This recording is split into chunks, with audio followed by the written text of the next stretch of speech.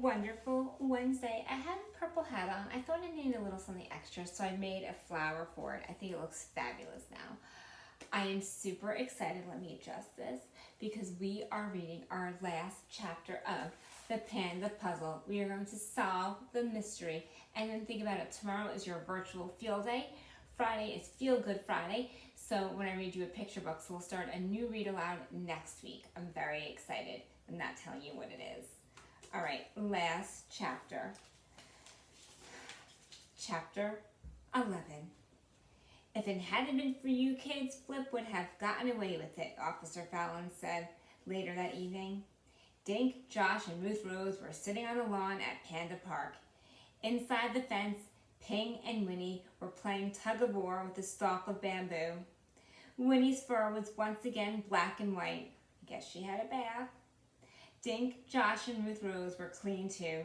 A few hours ago, they had surprised their families by showing up completely covered with coal dust. And remember, they were all wet from the pool. Whoa. He'd have picked up the money at midnight, then let you kids out of the coal cellar, Officer Fallon continued. So no one could have proved that he took Winnie or locked us in, right? Dink asked. Officer Fallon nodded. That's right, he said. No one saw him take Winnie or lock that trap door. He'd have hidden the money somewhere. In a year or so, he might have begun spending it. So he would have kept it for a while so no one knew he took it. Were you really going to leave $1 million in that hollow tree? Asked Josh. Officer Fallon nodded. Flip knew we had no choice, he said. Just then, Ping yawned, rolled over on her back, and went to sleep.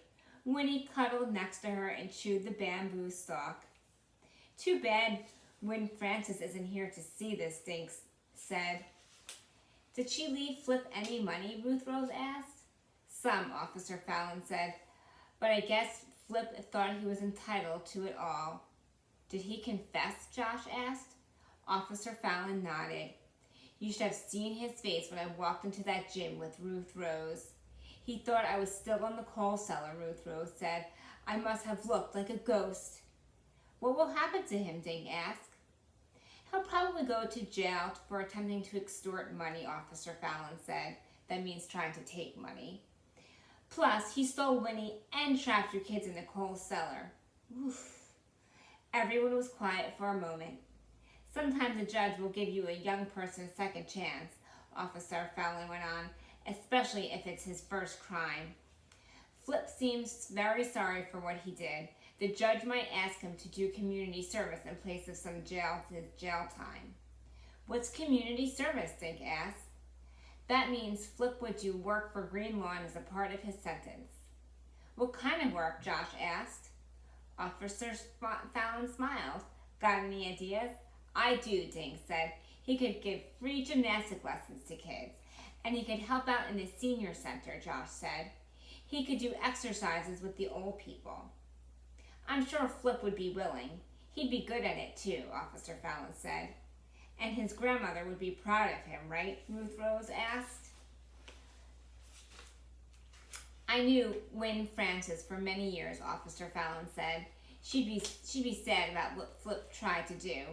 But she was a woman who always gave people the benefit of the doubt. Win would give her grandson a second chance too.